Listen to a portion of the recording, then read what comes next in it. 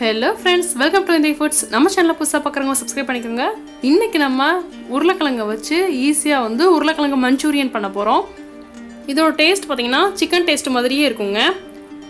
இந்த சண்டே இந்த ரெசிபியை நீங்க ட்ரை பண்ணி பாருங்க. மறக்காம உங்க கமெண்ட்ஸ் சொல்லுங்க. பார்த்தாலே சாப்பிட தோன்ற இந்த ரெசிபியை எப்படி செய்யலாம் வாங்க பார்க்கலாம். இதுக்கு 2 மீடியம் சைஸ் உருளைக்கிழங்க தோல்லாம் சீவிட்டு இந்த மாதிரி துருவி எடுத்துக்கலாங்க. இதை தண்ணி விட்டு நல்லா வாஷ் பண்ணி எடுத்துக்கலாங்க. இந்த மாதிரி வாஷ் பண்ணி நம்ம எடுத்துட்டோம் அப்படின்னா டக்குன்னு கருத்து போகாதுங்க. உருளைக்கிழங்கு கொஞ்சம் கூட தண்ணி இல்லாமல் இந்த மாதிரி வடிச்சு எடுத்துக்கோங்க. ஒரு சொட்டு அளவு கூட தண்ணி வைக்கக்கூடாது.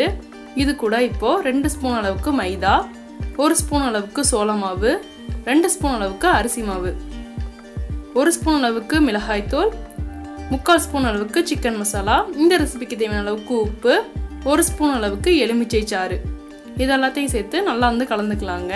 இதில் இன்னும் 2 ஸ்பூன் அளவுக்கு நம்ம மைதா சேர்த்துக்கலாங்க. மைதாக்கு பதிலாக கோதுமை மாவும் ஆட் பண்ணிக்கலாங்க. நம்ம இதை சப்பாத்தி மாவு பதத்துக்கு பசஞ்சு எடுத்துக்கலாங்க. நான் இதில் எக்ஸ்ட்ரா எந்த தண்ணியுமே ஆட் பண்ணல. இது அந்த உருளைக்கிழங்குல இருக்க தண்ணி மட்டும்தாங்க.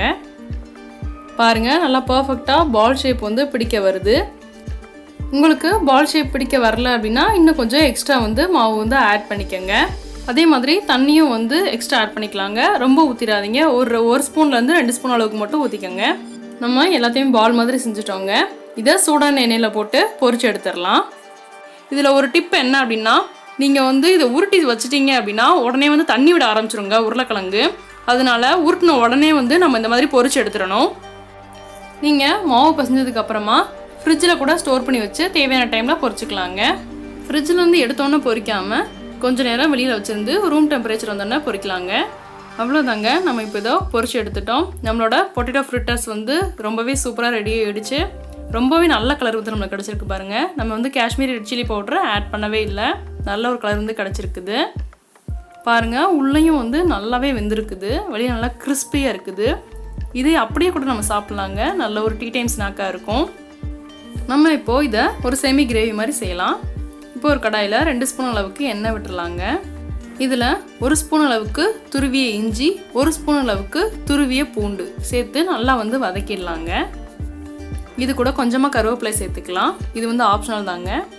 அப்புறமா ஒரு மீடியம் சைஸ் ஆனியனை இந்த மாதிரி நீள நீளமாக நறுக்கி அதையும் சேர்த்து லைட்டாக கலந்து விட்டுக்கலாங்க. அப்புறமா பாதி அளவுக்கு குடமிளகாயை இந்த மாதிரி நீள நீளமாக கட் பண்ணி அதையும் சேர்த்து லைட்டாக வதக்கிடலாங்க. இதில் 3/4 ஸ்பூன் அளவுக்கு மிளகாய்த்தூள், 1/2 ஸ்பூன் அளவுக்கு சிக்கன் மசாலா, இந்த ரெசிபிக்கு தேவையான அளவுக்கு உப்பு சேர்த்து லைட்டாக கலந்து விட்டுடலாங்க. இதில் 2 ஸ்பூன் அளவுக்கு டொமேட்டோ சாஸும் 1 ஸ்பூன் அளவுக்கு க்ரீன் சில்லி சாஸும் சேர்த்துக்கலாங்க. இது ஆப்ஷனல் தான். உங்கள்கிட்ட இருந்தால் சேர்த்துக்கோங்க. இல்லாட்டி ஸ்கிப் பண்ணிவிட்டு வெறும் மசாலா மட்டும் ஆட் பண்ணி சேர்த்துக்கலாங்க. இதில் 1 ஸ்பூன் அளவுக்கு நான் சோயா சாஸ் சேர்த்துக்கிறேங்க. லைட்டாக கலந்து விட்டுட்டு 1 ஸ்பூன் அளவுக்கு சோள மாவை 1/2 கிளாஸ் அளவுக்கு தண்ணியில் சேர்த்து கட்டி இல்லாமல் கலந்து அதையும் சேர்த்துக்கலாங்க. லைட்டாக கலந்து விட்டுட்டு இதில் நம்ம பொரிச்சு எடுத்து வச்சுருக்கிற பொட்டேட்டோ ஃப்ரிட்டர்ஸை சேர்த்துடலாங்க. நல்லா மிக்ஸ் ஆகிற மாதிரி கலந்து விட்டுக்கோங்க. இது ஒரு நிமிஷம் போல் நல்லா வதங்கணுங்க.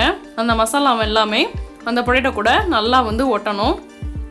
கடைசியாக கொஞ்சமாக கொத்தமல்லி தலையும் 1 ஸ்பூன் அளவுக்கு லெமன் ஜூஸ் சேர்த்து லைட்டாக கலந்து விட்டுட்டு அடுப்பை ஆஃப் பண்ணிடலாங்க. லெமன் ஜூஸ் சேர்த்ததுக்கப்புறமா அதிக நேரமாக அடுப்பில் வைக்கக்கூடாது. அவ்வளோதான், நம்மளோட பொட்டேட்டோ மஞ்சூரியன் சூப்பராக ரெடி ஆயிடுச்சு. இந்த ரெசிபி உங்களுக்கு பிடிச்சிருந்ததுன்னா லைக் பண்ணுங்கள், ஷேர் பண்ணுங்கள், சப்ஸ்கிரைப் பண்ணுங்கள். தேங்க்யூ.